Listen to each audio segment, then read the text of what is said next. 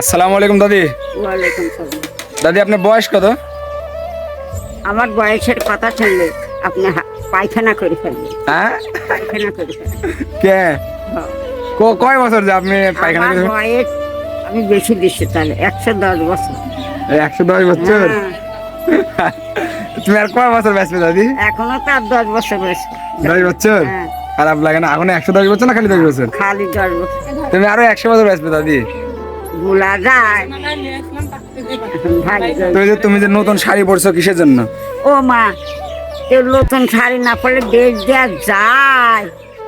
আচ্ছা কারণটা কি নতুন শাড়ি পরার?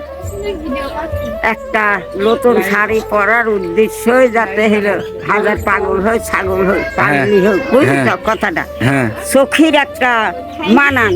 তাই না? হ্যাঁ, চোখের একটা মানান, দেখার শোভা।